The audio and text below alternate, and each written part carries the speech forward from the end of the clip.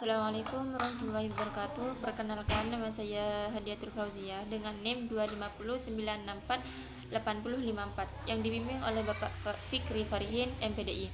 Pada kesempatan kali ini saya akan mempresentasikan materi tentang tripologi dan pola pikir aliran ilmu kalam yang meliputi aliran antroposentris, teosentris, konvergensi atau sintesis.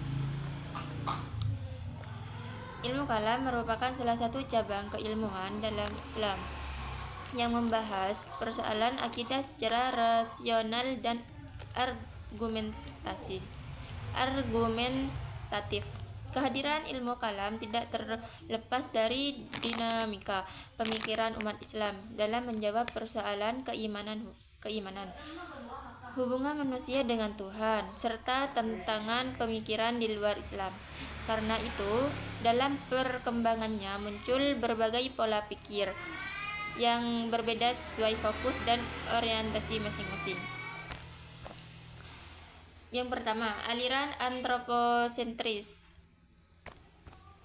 Antroposentris berasal dari kata antropos yang berarti manusia dan sentris yang berarti pusat. Jadi, pola pikir antroposentris menempatkan manusia sebagai pusat utama dalam memahami realitas, termasuk dalam persoalan keagamaan. Dalam konteks ilmu kalam, aliran itu lebih menekankan kebebasan manusia, akal, serta kemampuan manusia untuk menentukan pilihan hidupnya.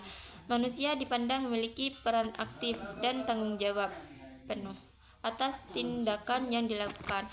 Akal dianggap penting untuk memahami wahyu dan memecahkan persoalan kehidupan.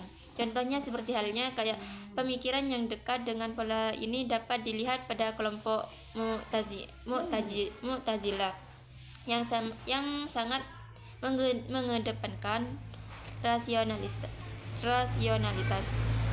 Mereka berpendapat bahwa manusia memiliki kebebasan kehendak atau free will, sehingga manusia bertanggung jawab terhadap perbuatannya sendiri.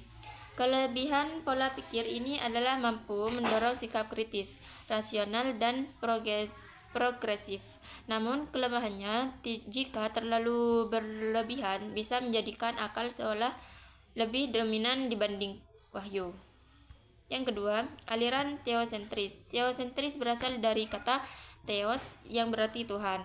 Berbeda dengan antroposentris, pola pikir ini menempatkan Tuhan sebagai pusat utama dalam memahami kehidupan dan keberadaan manusia. Dalam ilmu kalam, teosentris lebih menekankan kekuasaan absolut Allah. Semua yang terjadi pada hakikatnya berada dalam kehendak dan ketetapannya. Manusia tetap berusaha, tetapi hasil akhirnya bergantung pada keputusan Allah. Pola ini tampak dalam pemikiran Asy'ariyah yang berusaha mempertahankan akidah Sunni. Mereka menekankan bahwa akal memiliki fungsi, tetapi tetap harus berada di bawah bimbingan wahyu. Kelebihan pola pikir teosentris adalah memperkuat keimanan, ketundukan, dan kesadaran bahwa manusia memiliki keterbatasan. Namun jika dipahami secara ekstrim, dapat menimbulkan sikap pasif dan kurang memberi ruang pada peran manusia. Yang ketiga, aliran konvergensi atau sintesis. Aliran ini muncul sebagai bentuk jalan tengah antara antroposentris dan teosentris. Konvergensi berarti penyatuan dua unsur yang berbeda untuk menghasilkan keseimbangan. Dalam ilmu kalam, pola pikir ini berusaha mengharmoniskan antara akal dan wahyu, antara kebebasan manusia dan kehendak Tuhan. Artinya, manusia diberi akal dan kemampuan memilih, tetapi tetap berada dalam koridor ketetapan Allah. Pola ini banyak dianggap lebih moderat karena tidak terlalu menuhankan akal, tetapi juga tidak meniadakan peran manusia. Dalam kehidupan modern, pendekatan ini relevan karena mampu menjawab tantangan zaman tanpa melepaskan nilai-nilai keislaman.